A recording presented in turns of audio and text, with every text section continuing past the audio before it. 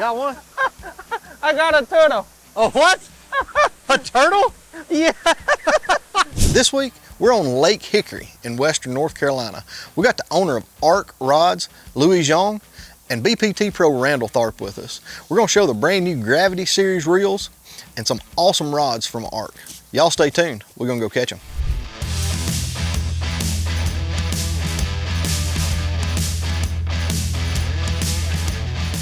Water's pretty colored though. Huh? Water's not clear, it's pretty. It's not? I don't think it's that clear.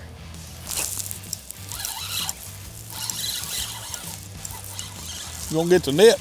I sure will. I just wondered if you was. I didn't know what you was doing. Look at him throw all look, them he's spitting shed up up. stuff. Well, that thing ain't no count. Is he a 12 incher? He's gonna be close. Yeah, Lee. Well, you ought to know you ought to be able to look at one mention me in my left tournament you fish. Tell whether he's a 12 incher or not. All right, 0.81. 0.81. Okay. Well, we're on the board. Yeah. That didn't take but a second. I won't throw back in there because I'll be catching another one and you won't even get a chance to fish. Oh, I'm good. You catch them all. Hell, that way I can take it easy. That was funny. Do you know why they like them floaters? Because those sponsons on that floater get algae on them, and those bait fish go up there to eat that algae, and them bass think that's a good meal right there, and they're right. A lot of times you can catch them, especially in the fall of the year. For some reason it works better in the fall than it does any other time. Might be the only one on the dock. No. We are out here on Lake Hickory, North Carolina. Got our good friend Louis Young. Kind of middle of the fall here, absolutely beautiful. Leaves are pretty. Water's about 62 degrees. I think we're gonna start off. Let's go throw a top water and go skip some boat docks and see if we can catch some bass. Yep. That sounds like a plan. All right, let's go.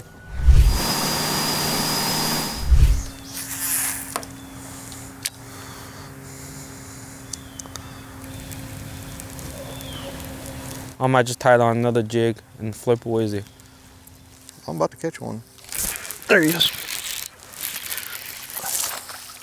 There we go. Nice. Lake Hickory bass. That's nice. Not exactly what we're looking for, but We take it? we'll take it for a start. Hey, you never know. They may not catch anything. Right? Fish number one is, stop,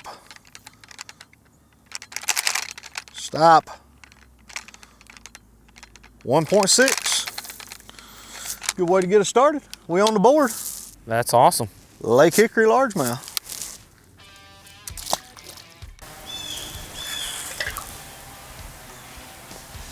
You got a bite? It was, still got it. Oh yeah, he still got it.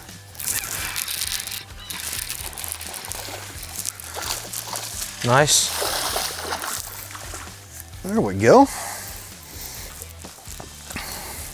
That's better. That's a little better. Yeah. A little better. 112. Pound and 3/4. I like catching them on a jig.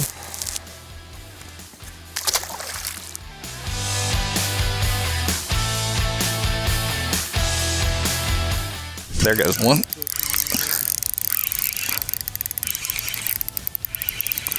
What happened? Well, you got one, Randall? Yeah. Inside? I might keep. I got him. You do? Yeah. Yeah, he got a, I believe that now, keep. Yeah, I believe he will. Huh. Where was he at, in the middle of nowhere? He's right on the bank in about a foot of water. Really? Yep. Huh. Isn't that 13 inches, baby. He's Oh, all yeah. of, he's all of He's the bigger. maybe 0.81 of a pound. 0.83. Boy, we killing him. No, 0.85. He done went up to 0.85. He's gaining weight. We'll just leave him on there a little longer. There you go. If I could only bring one rod today, it would be a 7-foot or a 7.3 medium heavy rod, graphite rod. Okay. I could do anything with it. Right. It may not be the very best at something, but you can get by with it. Right. Well, there you have it, right there from the Mr. ARK himself, and that really, well, I mean, that's pretty important to know. You know, a lot of guys don't get to have 12, 15 rods. You know, so if that's a rod, you know, that'll do everything, like you said, that would be the one I'd go to. So you've got the Randall Tharp series rods. So tell us about how you came up with each of those actions and what, but because it's obviously something you like to fish, right? Yeah. So when we started working on these, we already had the original line was the Invoker series, and now we've transitioned to the Invoker Pros. But so there was actions in that Invoker series that I felt were perfect. Yeah. But there was also, you know, we had some new technology with composite blanks we used in mine, which we used a blend of graphite and glass in those. So I spent 2 weeks in Asia overseas in the plant testing stuff. We could get it done a lot quicker. So I was really proud of those composite blanks. And then obviously, you know, I've been flipping so long. I've got 3 flipping rods in my line, a 7.6 and 2 7.11s. And they're all, you know, stuff that I just have tailored throughout my career to what I felt like was the perfect flipping stick. So, and I'm not a guy that likes an extremely stiff rod. I like a rod that's got a pretty soft tip, and especially braided line rods. What was that about? You caught him one. A big keeper, a little largemouth. You want to measure that one? Largemouth? Yes, sir. Yeah. Did y'all hear him set that hook? Whoosh. That's pretty good. Yeah, 0.92. 0.92. Yep. There it is right there. 0.9. Almost a pound. We're going up. Almost a pound, you're right. You say the current's running? I don't see it running. It's really strange. We came in this little narrow cut and the current was going out. And then within 10 minutes, it's coming in. But there's definitely current because I can notice these leaves on top of the water floating down. And as soon as we noticed that, we got a bite. So caught number 3, a little largemouth, and I kind of like what we're looking at. Anytime you got current, it's better than being slack water. It doesn't really matter which way it's going as long as you got some, you know.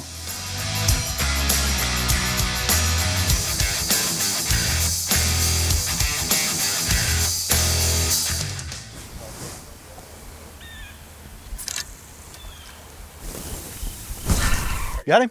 Yep. Good one? I know. Yeah. But you got one. Yep. That's a good one. He's bigger than anything we caught so far. Yeah. Tiny. All right.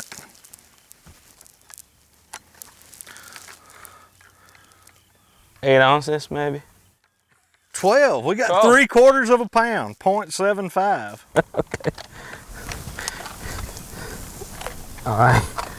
So Louis, I have got one of the brand new Gravity G7 reels. This is something you just debuted at ICAST?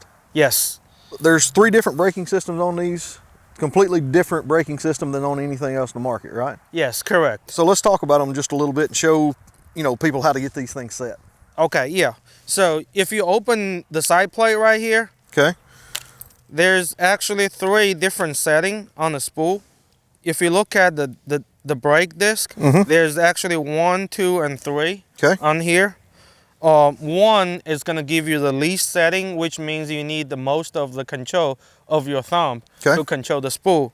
3 is, you know, it's going to give you the biggest brake, which means it'll give you way less of the backlash. So you get that set first. Yep. And then we slide this back in, locked it back in, and then you have your magnetic brake there. Yes. Is that what it controls? Yep. And then you go from 1 to 20 there, and then you've still got your regular cast control, your spool tension on that side. So you've actually got 3 different settings to help you dial in any weight, any line, any rod. Yep. Got a ton of different options there. So there's really not much to fishing a Nico like this. Like, I always let it fall on a slack line. Right. I let it go all the way to the bottom, like it just hit the bottom. It's about 8-10 feet deep. And I'll just shake it a few times, and then I'll just keep tension on it, and I'm just dragging it, just like dragging a worm. Gotcha. I'll shake it a few more times, and then I'll reel it in and make another cast. So I'm only fishing the thing maybe 2 or 3 feet on the bottom. Right. But 90% of the bites come on the initial fall or after that first little shake. Nice cut. What you got? Big one. Is it? Yep. Look like me a log. Oh, no, it ain't. It's swimming. I know what a fish feels like. Boy, that's a good one. That's a good one. I mean, a good one. That's a big A spot. good old spot. Yep, whoop. Sorry about that. Got him that time. Nice. There we go. Now you know what a boys. fish feels like, Randall? I've I caught like one. it. That's pretty good. That's a Almost nice look like a Coosa River spotted bass right there. It's healthy now. Yep. There we go. What is it? 242. There you go. A 2.5 pounder. I'll take that all day Oh, yeah, now. all day long. That's right. 2.5 pound limit on this lake, probably pretty good this time of year. I guarantee it is.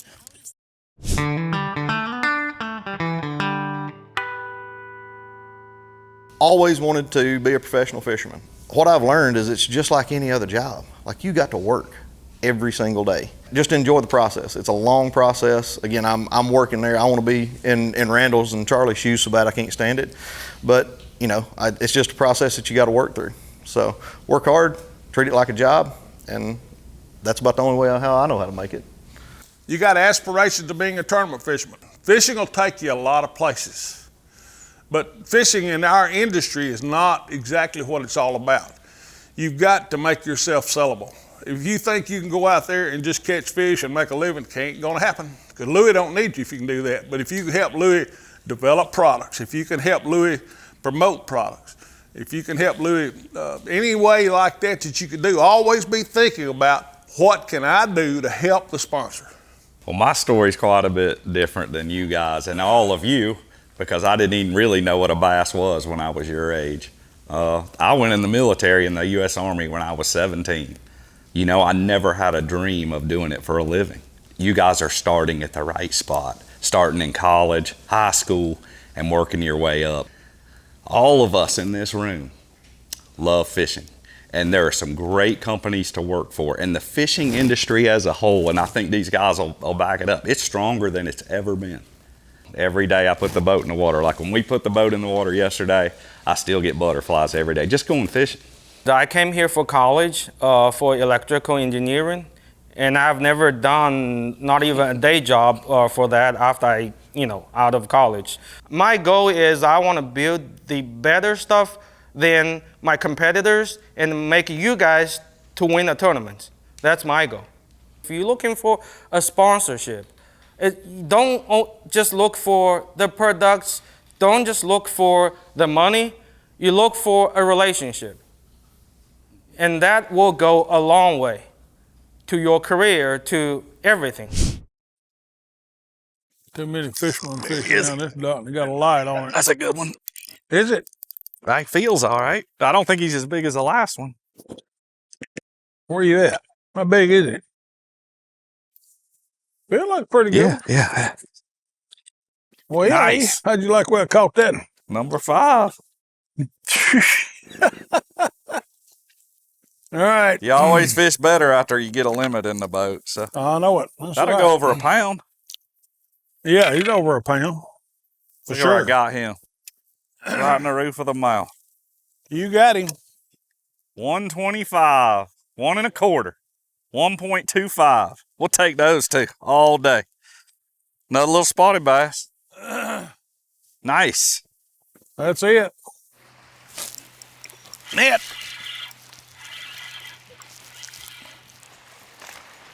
Yes, sir. That'll help us a little. Woo! Little largemouth. Smith. About time. Yeah. Oh. Let me get off. Thank you. Let me get off this bank. Yeah, 150. 150. That's it. Nice. There he is. You caught one? I don't know what it is though.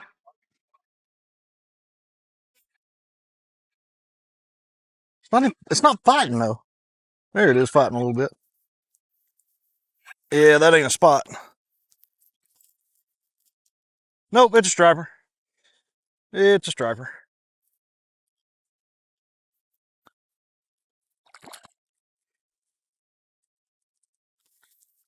On a kite hack swim jig or something, a swim bait or something? Oh yeah. Stop. Stop. Mr. Striper. Just white instead of black. Oh well.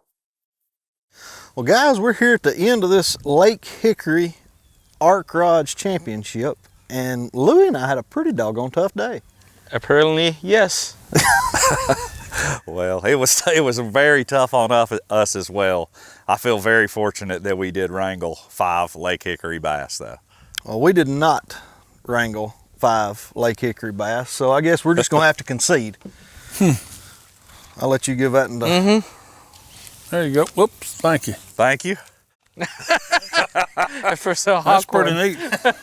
Yeah, you make sure you hang this up there right with your Red Crest Championship trophy, right? It'll go That's right pretty above important. That's pretty important, I think, you know, from that standpoint.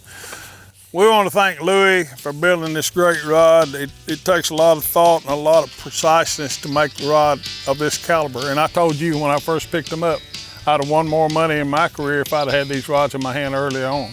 But I didn't, so one of those deals, you know. I want to thank Randall Tharp here for helping build these great rods and testing them. Each one of these rods takes not months, but years to develop. I mean, some of these things you've worked on 2 or 3 years to make sure that they were perfect when they got them out there. And it'll actually help you catch more fish. We want to thank Visit Hickory Metro for having us here at Lake Hickory. We look forward to seeing you right here next week on the University. And Louie, because you build such a great rod, we want to present you this plaque with this knife in our appreciation for you being associated with us here on the University. Thank you. Yes, sir. Thank you. Fishing University, teaching